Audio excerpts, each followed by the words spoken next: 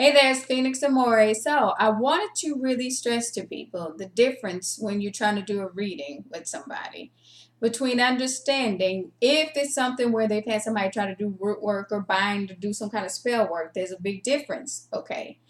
Certain cards will come up when you know somebody's done some sort of spell work, okay? So you notice with my deck, you have the devil card here. Clearly, you can see that's an ugly card.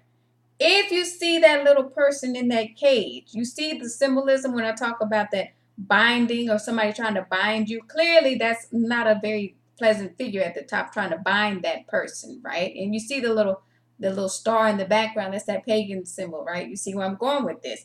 But sometimes this can be somebody that has some sort of mental ailment or PTSD or however you want to say it. So the way you kind of know if somebody's tried to put something on them, right, is usually a combination card will come with it. So if I've laid, let's say, 6 or 7 cards and I get the devil in the moon, I say, okay, somebody put something on your butt. They need to be careful. There you go. There's another card, the 7 of Cups. If you get the devil in the 7 of Cups, that's another indication of somebody trying to put some kind of spell work on a person.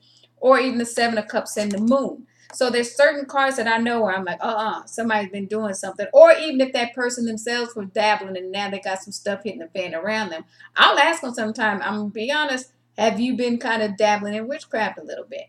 So here's where you have to stay grounded. Now, the one thing about the 7 of Cups to remember, this is the 7 deadly sins card. If you look in those cups, you see what I'm speaking of. You have the riches and you have this snake. You can see this card clearly represents the 7 deadly sins. Now you understanding it a little bit more when I talk about the biblical aspect. But even more so staying grounded when you say, you know what? It's not all the time that somebody's going through some bad stuff because of a spell. Let's get real. This is called life.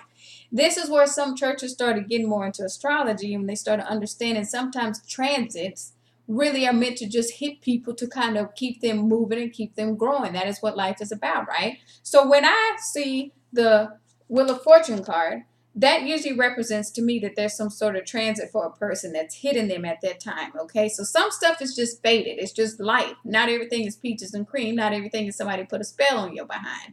Now, the other thing to remember, if you get the Judgment card, that's karma. That's even different from spell work. Remember when I said the veil broke? And I was speaking on that level when I said, when that veil broke, if you owe, this is what this card will show somebody. I'm like, hey, this person's going through something a little bit karmic for some stuff, however you want to say it, right? Judgment and Wheel of Fortune together, now you start understanding combination is more like this was a period where you were supposed to go through some sort of major growth. So just kind of embrace some of it's going to be rough and you're going to have to grow with it. Now, here's something that's cool to understand. The star for me usually represents healing. If you can see that water, okay, when you talk, remember when I said I had that dream and God gave me that water, said, drink this water, that I got something for you to do.